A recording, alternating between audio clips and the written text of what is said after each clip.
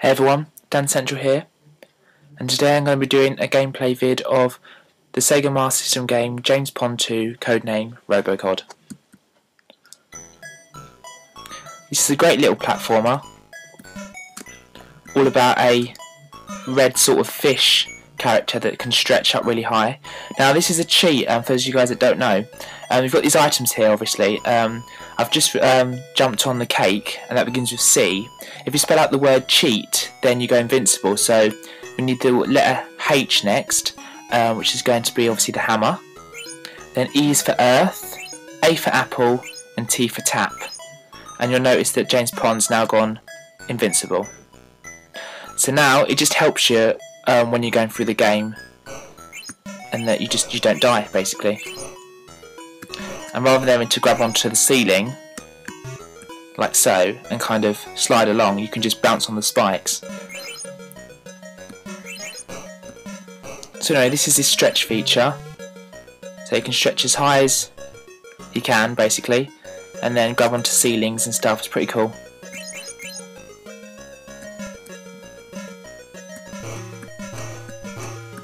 This game's also available on the Sega Mega Drive and the Sega Game Gear and the PlayStation 2, for those of you that saw my collection videos. I got all of my versions out. It's just such a good game, this one. It's a classic that most people will remember playing.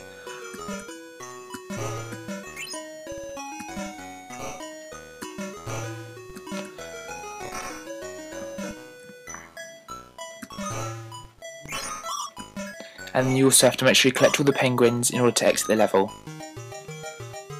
Because the exit turnstiles, or whatever you call them things, they'll only flash if you collect all the penguins, unless it's a bonus level like this one, in which case you don't need to collect penguins. I love the designs of the levels. It's just so colourful.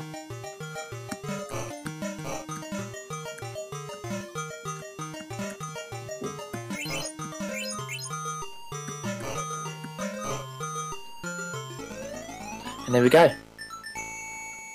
There is another cheat as well at the start of the level that I've just done. Rather than travel right to the right, if you go to the left a bit, you can exit the level straight away, and you get to the next one straight away. So you don't have to go through the whole of that level if you don't want to. You can just go to the left rather than travel to the right and do the level, and you can exit straight away. It's a little bit of a cheat, but most of you will probably know about that anyway.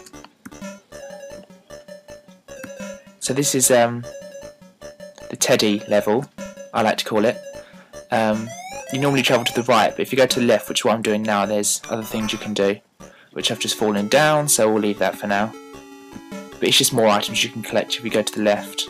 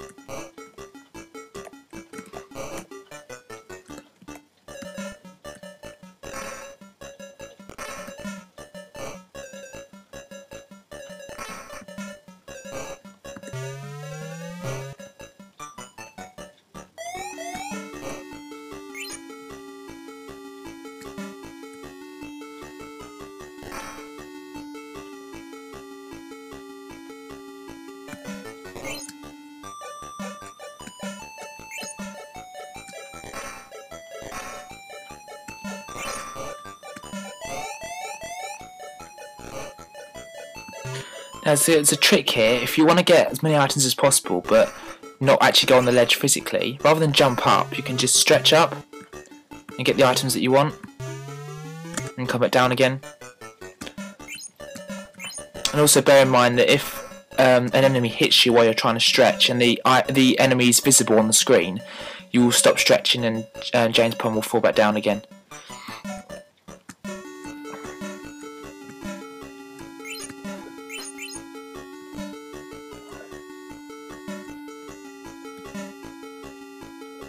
If any of you guys, I don't know because I don't know how loud it is on the recording, but if any of you guys can hear someone shouting in the background, it's just my dad, because my mum's cleaning out my hamster's cage and so therefore my hamster's running around in her ball downstairs, but also my dog is downstairs as well, so she keeps chasing after the ball. So my dad just keeps shouting at my dog to leave the ball alone, basically. So if you hear any shouting in the distance, it's just my dad shouting at my dog to leave my hamster alone.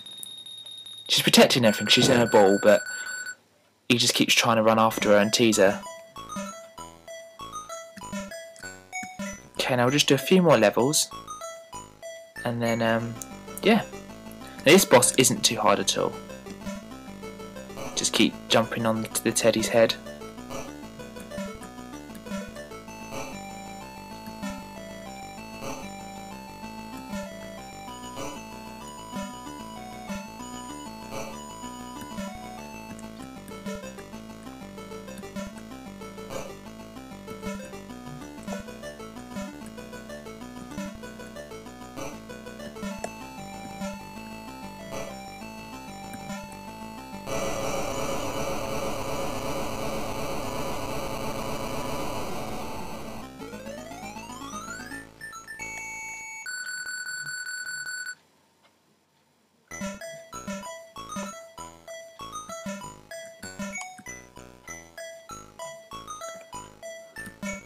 I know this is quite a good level actually, especially if you're invincible, of course.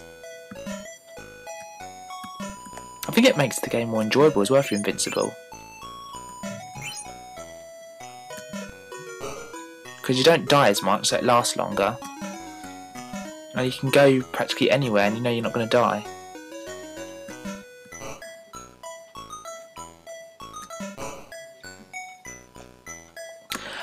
Now yeah. That's very misleading. Basically, I've just been transported back to the start of the level again.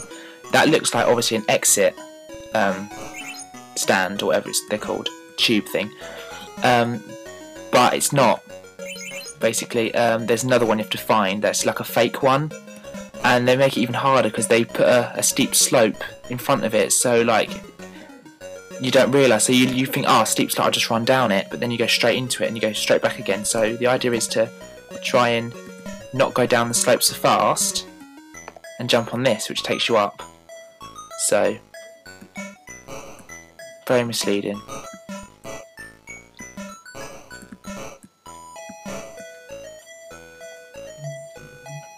And there it is.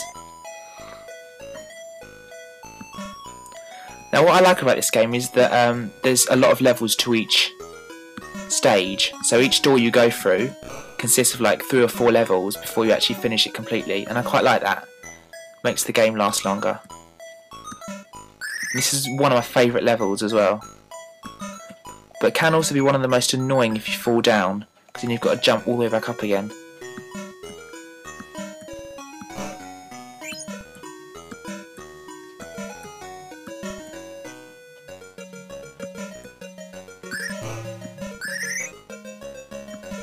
I'm sure it's a level that a lot of us would like to see in real life, to be honest. Lots of cakes and ice cream.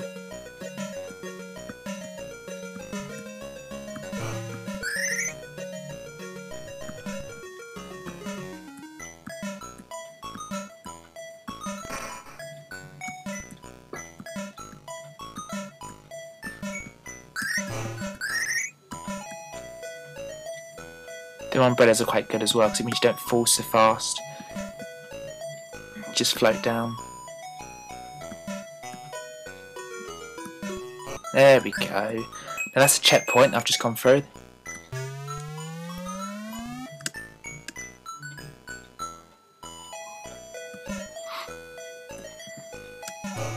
And them white things there give James Pond wings so he can fly up.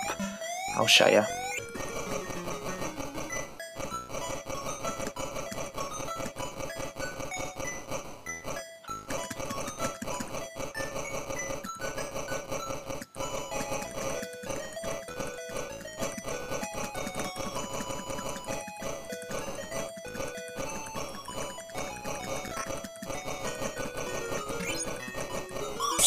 There's the other one.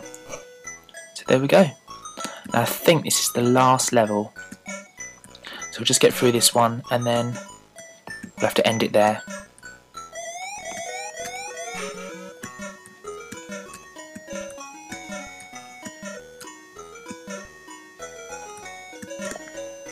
This is quite fun as well, this bit.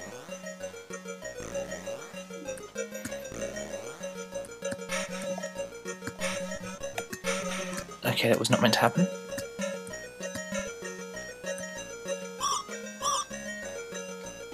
Okay, and there we go, guys. Okay, well, I'll put up another gameplay vid very soon. Thanks a lot for watching, and I shall speak to some of you soon.